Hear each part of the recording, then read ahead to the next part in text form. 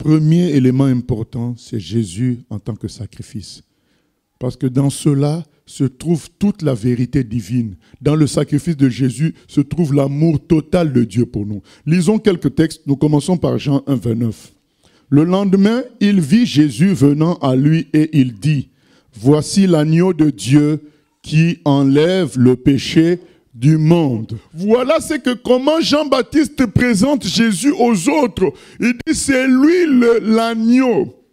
En tant que juif, il devait se souvenir d'un agneau spécial. C'est l'agneau de Exode 12 qui a permis que les enfants d'Israël soient libérés d'Égypte.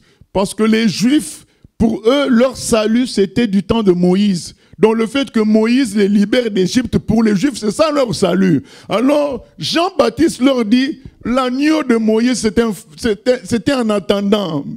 Le vrai agneau, le voilà. Mais lui, cet agneau, il n'enlève pas seulement le péché d'Israël, mais de toute l'humanité. Voici l'agneau qui enlève le péché de toute l'humanité, alors que l'agneau de Moïse enlevait le péché seulement des enfants d'Israël. Voilà comment Jean-Baptiste présente Jésus aux autres, l'agneau de Dieu. Mais ailleurs, il dit qu'il n'est même pas digne de dénouer ses sandales. Donc Jean-Baptiste reconnaît qu'il vient du ciel.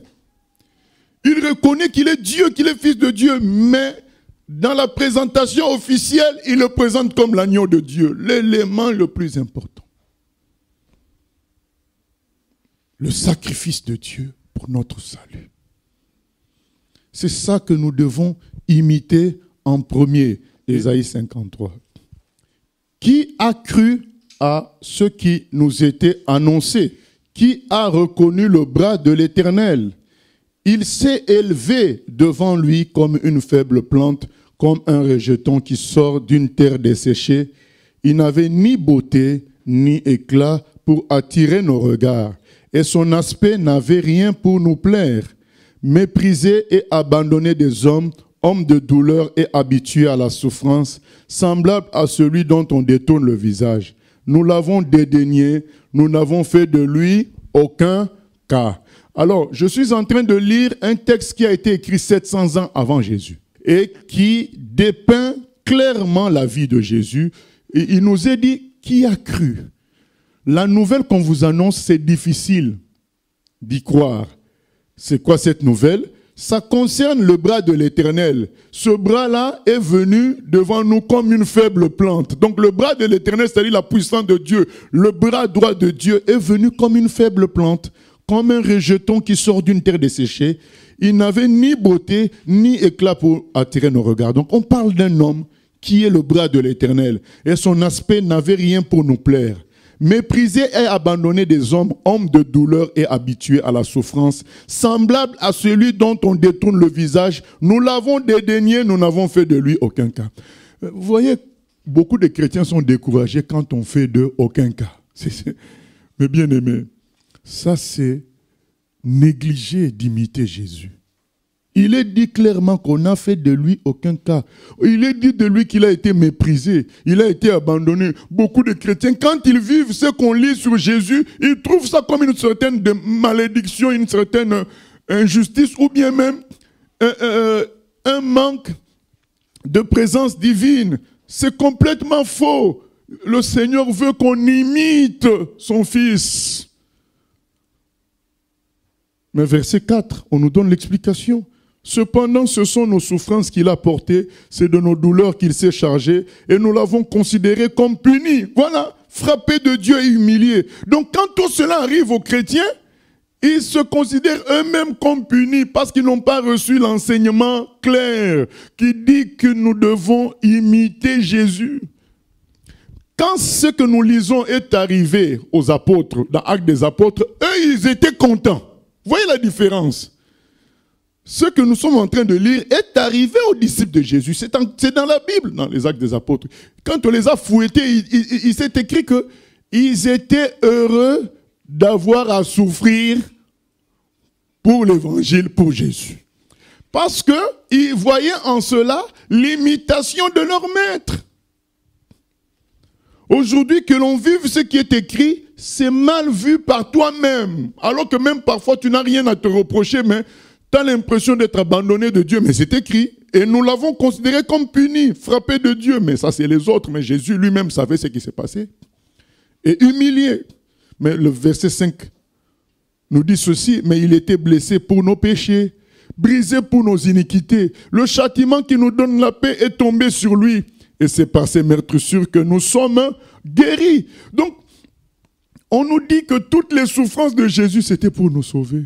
Il fallait qu'il paye à notre place. Il souffrait à notre place. Et aujourd'hui, on ne comprend pas cela. On veut faire le travail de Dieu dans un confort d'ambassadeur, dans un confort de ministre. Non. Il y aura le mépris, il y aura l'abandon, il y aura aussi des moments où on aura l'impression qu'on n'a pas de puissance. C'est écrit. Il n'avait rien pour nous plaire. Donc tu as l'impression que tu ne plais à personne. Tu es tout seul. Et c'est ce qu'a été Jésus. Il était tout seul à comprendre ce qui se passait. Les autres l'ont considéré comme puni. Les disciples l'ont abandonné. Il a été abandonné même par ses propres disciples. Ils n'ont pas compris, mais qu'est-ce qui arrive au maître? Mais ça devait arriver parce qu'il est l'agneau de Dieu. Jean-Baptiste vous avait prévenu qu'il est l'agneau de Dieu. L'agneau ne répond pas quand on lui fait de mal. Aujourd'hui, les chrétiens veulent toujours se justifier. Les chrétiens veulent toujours avoir raison. Verset 7, il a été maltraité et opprimé. Il n'a point ouvert la bouche, semblable à un agneau qu'on mène à la boucherie, à une brebis muette devant ceux qui l'attendent. Il n'a point ouvert la bouche. Bien-aimé, c'est ça que nous devons imiter. Que Jésus soit l'agneau de Dieu, c'est son grade le plus important. Agneau de Dieu. Parce que c'est ce grade-là qu'on retrouve dans l'Apocalypse, au ciel. Dans la Nouvelle Jérusalem, on l'appelle l'agneau là-bas. Donc c'est son grade le plus important d'être un sacrifice, d'être l'agneau. C'est le grade le plus important. Et donc le Seigneur veut qu'on imite Jésus d'abord en tant que sacrifice, d'abord en tant qu'agneau. Et c'est dans cet acte-là de sacrifice et d'agneau qu'il a résolu tous les problèmes de l'humanité et de l'univers. Mais c'est dans cela qu'il faut l'imiter, parce que c'est dans cela que tu vas retrouver toutes les solutions. Parce qu'il est dit au verset 6, nous étions tous errants comme des brebis, chacun suivait sa propre voie, et l'Éternel a fait retomber sur lui l'iniquité de nous tous. Donc nous avons été sauvés de nos péchés par ses souffrances à lui, par son sacrifice. C'est lui qui a pris. Verset 8, il a été enlevé par l'angoisse et le châtiment, et parmi ceux de sa génération, qui a cru qu'il était retranché de la terre des vivants et frappé pour les péchés de mon peuple. Il a été frappé à cause de ça. Mais pourquoi toi, tu ne veux pas être frappé à cause du salut des autres? Mais c'est ça que ton Seigneur a fait. Bien-aimé, c'est le moment de prendre sa position. En se donnant comme Jésus en sacrifice, il dit, tous ceux qui cherchent à briller charnellement, ils perdront. Mais ceux qui acceptent de perdre, de mourir pour Dieu, ils gagneront tout. Comme Jésus lui-même a accepté de tout perdre et son nom a été élevé au-dessus de tout nom.